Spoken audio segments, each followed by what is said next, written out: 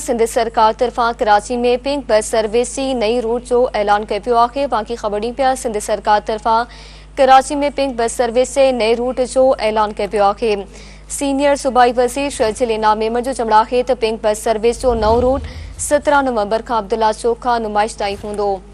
संदसि चवणु हो त सुबुह 8 खां 9 वॻे, मंझंदि 1 खां 2 वॻे ऐं शाम 5 खां 7 वॻे ताईं औरतूं सफ़र करे सघंदियूं। रुगो औरतुनि लाइ मख़सूस सर्विस में सफ़र दौरान आराम, हिफ़ाज़त ऐं बहितर इंतज़ामनि खे अवलियत ॾिनी वई आहे।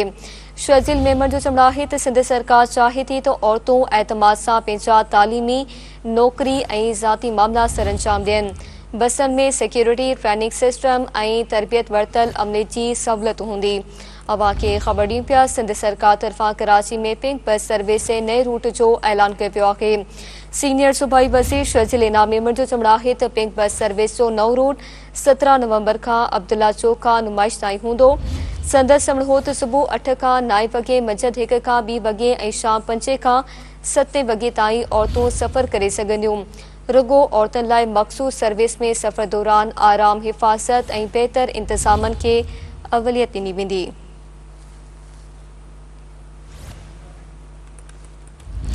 शर्जिल मेमन जो चवणु आहे त सिंध सरकार चाहे थी त औरतूं एतमाद सां पंहिंजा तालीमी, नौकरी ऐं ज़ाती मामला सर अंजाम ॾियनि।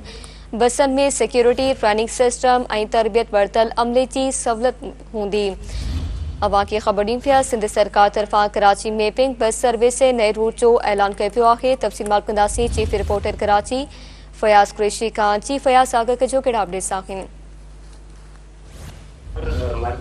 सीनियर सूबाई वज़ीर शर्जिल इनाम मेमन कराची जी जेके औरतूं आहिनि हुनजे हवाले सां ख़ुशख़बरी जो ऐलान कयो। कराची में पिंक बस जेका सर्विस आहे हुन जा जेके वधीक जेके नवां रूट आहिनि हुनजो आगाज़ करे रहिया आहियूं। इन हवाले सां 17 नवंबर 2025 गांधी जेको अब्दुल्ला चौक खां नुमाइश ताईं इन रूट में जेको वाधारो कयो पियो थो वञे। अहिड़ी तरह सां इंतिज़ामिया सर्विस 3 मख़सूस वक़्तनि में मुयसर हूंदी, जंहिंमें सुबुह जो 8 खां 9 ऐं दोपहर 1 खां 2 ऐं शाम 5 खां 7 ताईं औरतूं हुन में सफ़र करे सघंदियूं। त औरतुनि जे हवाले सां जेका मख़सूस सर्विस आहे हुन में सफ़र जे दौरान आराम, तहफ़ुज़ ऐं बहितर इंतज़ामनि खे जेका उहा अहमियत ॾिनी वई आहे। ऐं कराची जहिड़े वॾे शहर में औरतुनि खे रोज़ाने सफ़र दौरान जिन मुश्किलातुनि खे मुंहुं ॾियणो पए थो, इहा जेका सर्विस आहे उन जेको बोझ घटि करण में सिर्फ़ु मददगार साबित थींदी, बल्कि सरकार चाहे थी त औरतूं एतमाद सां पंहिंजी तालीम, मुलाज़मत ऐं ज़ाती जेके मामला आहिनि उन्हनि खे मुंहुं ॾेई सघनि। ऐं बसनि में सिक्योरिटी, ट्रेनिंग सिस्टम,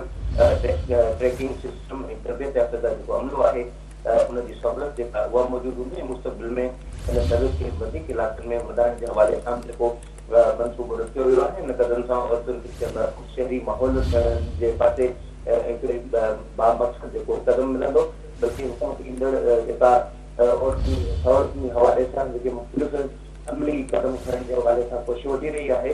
इन हवाले सां पिंक स्कूटी खां पोइ पिंक टैक्सी सर्विस जेका आहे उहा मुयसर थींदी त अखियुनि वधीक आसानियूं दस्तियाब थींदियूं ऐं उहो पंहिंजी रोज़मर्रा जी जेका ज़िंदगी आहे उनमें बहितर नमूने सां क़दम वधाए सघंदियूं। जी मालिक। महिरबानी अवां जी फयाज़ कुरैशी आगाह करण लाइ।